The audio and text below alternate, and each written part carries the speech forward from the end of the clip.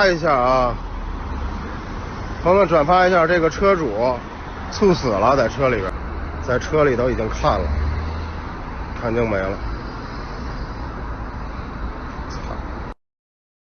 我就是你们之前所说的那种五毛党网络水军，我自己嘛发帖赚5毛钱，就是这么一个。真有人给你钱？对的。发一个帖给5毛。我是大学生，只是为了赚一点零花钱，所以就做一下兼职。所以我们一般顶一个帖子可以有1毛5，发一个帖子有3毛钱，所以我是一个3毛党，不是5毛党。哇！我得好好看看你，我只知道传说真有这样的这个打这种散工的人，但是第一次看到一个活的。2026年想创业的朋友，我劝你们都不要再干生意了，现在生意真不好干。投资多少钱都是打水。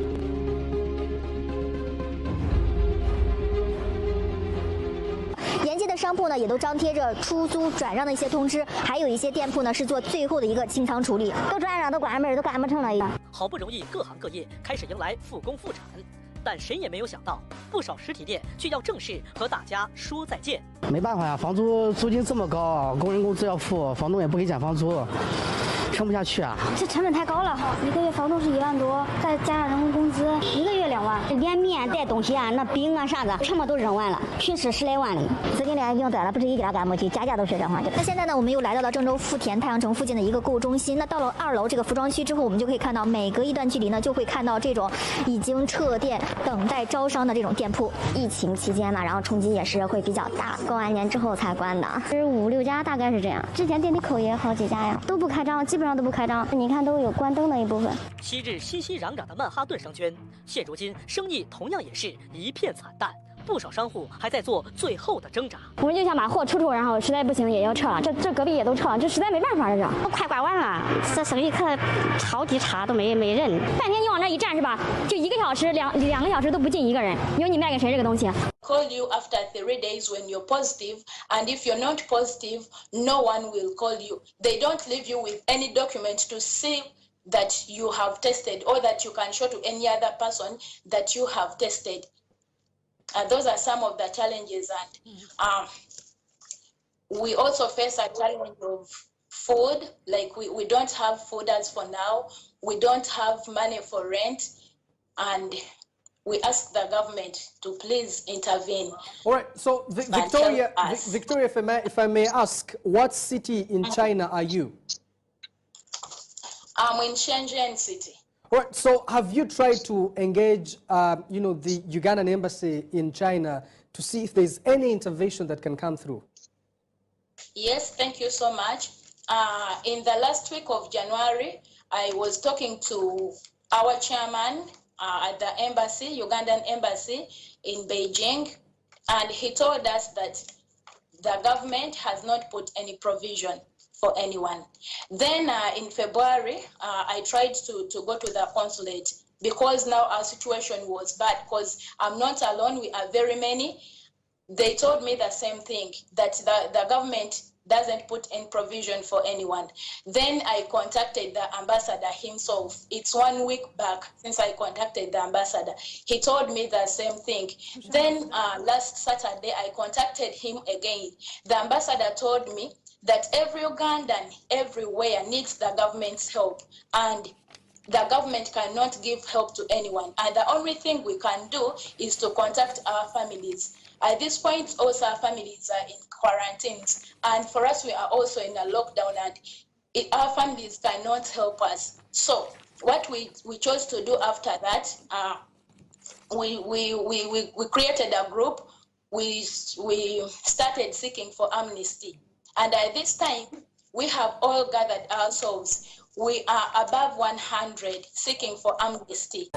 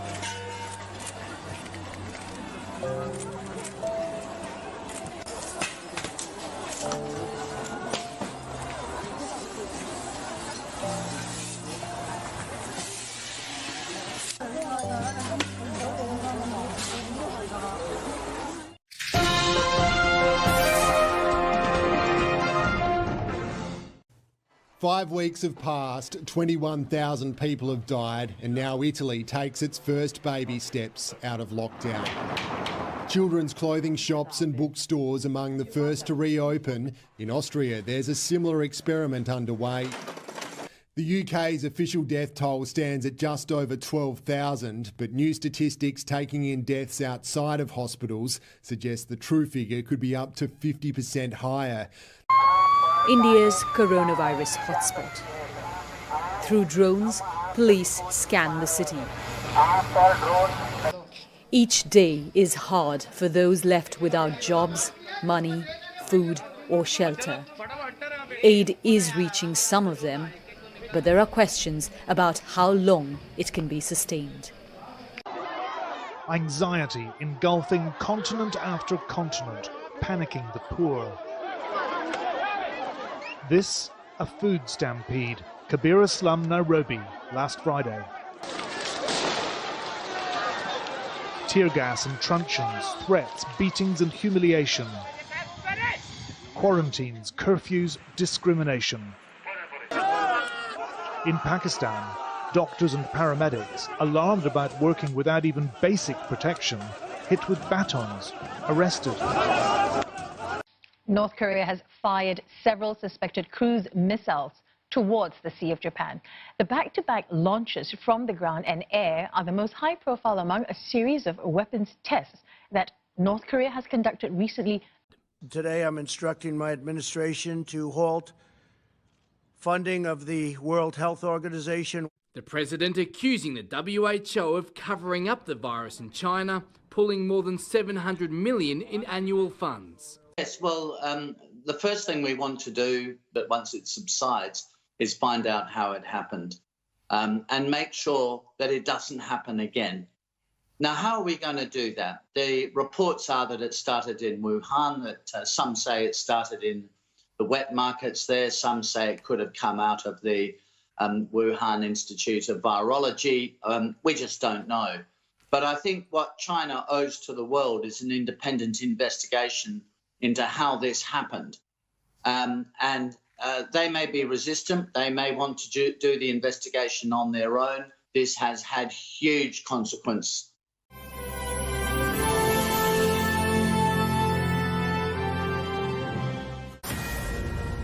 Brand new reports that Chinese officials are believed to have withheld information, key information on the coronavirus outbreak for several big days in January, reportedly over political concerns, allowing the virus to spread much further after it was first discovered in Wuhan. Our correspondent Benjamin Hall is live in London with details. Good morning, Benjamin. Good morning, Ed. And there is more and more information coming out at the moment that shows China knew how serious coronavirus was. It knew about human-to-human transmission, and yet it delayed taking critical responses and from bringing in the most important restrictions. Internal documents obtained by the Associated Press show that from January 14th to January 20th, that critical time at the beginning of the outbreak, the government remained silent. In fact, officials in Wuhan even held a mass banquet for tens of thousands of people. On January the 14th, a confidential teleconference was held to pass instructions from President Xi Jinping to health officials. Records of that call acknowledged that the regime knew coronavirus was going to spread, but no immediate action was taken. That delay meant that millions of people had dispersed around the country for the Lunar New Year holiday.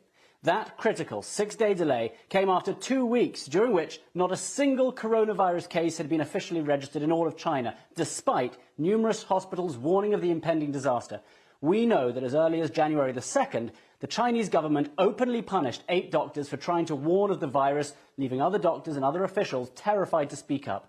Beijing, in fact, only started to act and lock down after the first case was announced outside China in Thailand, and at that point they did act quickly to stamp it out in China. Some claim this delay was to avoid panic spreading throughout the country, but others point out they have a history of keeping outbreaks silent. Public health experts tend to agree that had China acted sooner, they could have contained it within their own borders. Instead, it spread around the world. There are now 2 million infected, 126,000 killed.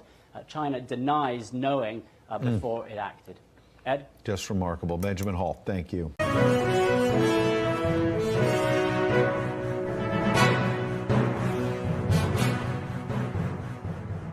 Is as bad as the president's walking through, you ain't seen nothing yet, because it's so much worse. And I know the president, everybody's going to start getting the information today from the guys that Open the Books, which is one of the best not-for-profits out there. These folks are in government records nonstop to find out where all the waste, fraud, and abuse is. And if you don't think there's waste, fraud, and abuse, you would be mistaken. Adam Andrzejewski. Come on. Adam. God, I've known him forever. Adam, thank you for joining us today. Well, it's great to be on the program. I join you from Illinois, which, as you know, Steve, is the Super Bowl of corruption. Not downstate, just the upstate guys. Listen, walk us through quickly, Open the Books, and then hit us with the broadside about this $3.5 billion that we've poured into this mess over the last 10 years. So at openthebooks.com, our mission is to capture every dime and post it online. So every dime that government spends, last year, Steve, we filed 41,000 Freedom of Information Act requests. We captured data and then we audited it. Specific to the World Health Organization, over the course of the last 24, 36 hours, we dove into the line-by-line transactions coming from U.S. federal agencies to the World Health Organization since 2010. And here's what we found. $3.5 billion flowed from United States taxpayers to the World Health Organization. Here's the thing. How come they don't make it? By the way, at 41,000, you're making Tom Fitton over Judicial Watch look like a piker, right? I mean, you guys are on it. Talk to us. Why is this not all in one area that people can just click a button and they don't have to go to your organization? Why does the government make it so difficult to find out how much money's been put out? So think about this. At the local, state, and federal levels, all government spending is siloed up. What we do is we unsilo it. So for the first time in our nation's history, everybody watching the program today, you can come to openthebooks.com and you can look up 23 million public employees' salary and pension records. We have virtually every single public employee, their salary and their pension record at every level of government across the whole country. That was never done before. Specific to for instance, like the CDC, we gave oversight to the CDC payroll under the Trump administration versus the Obama administration at the start of this healthcare crisis. And Steve, what the Trump administration doesn't get credit for is that the payroll number was at an all-time high. So Trump didn't cut money from the Centers for Disease Control in this country. They were well prepared to be able to deal with this pandemic ahead of time. The payroll was at an all-time high.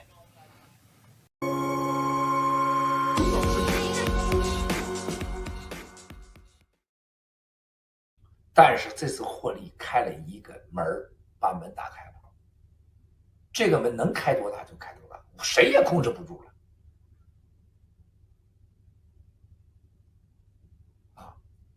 这个门后面的力量有多大？5大组织7大结构，7大结构是最核心的，可不是获利议员一个人的，各方的游说的结果，现在开始。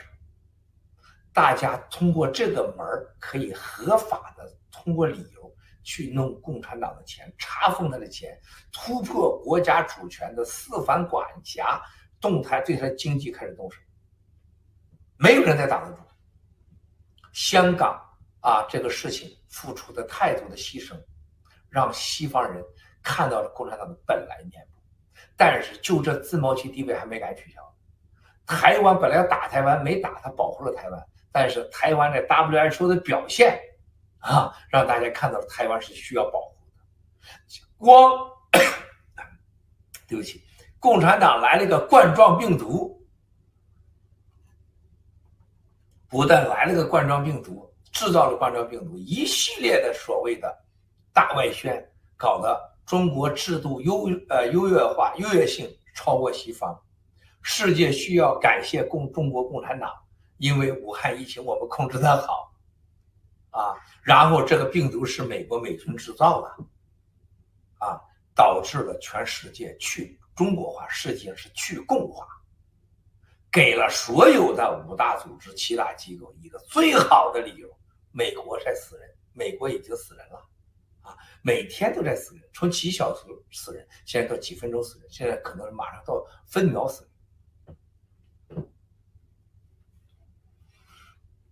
谁来负责，谁来赔大家要看到，我们爆料革命成功的将中国人和共产党分开，共产党和中国分开，这是我们爆料革命和班农先生和美国世界的战友做的最大的贡献。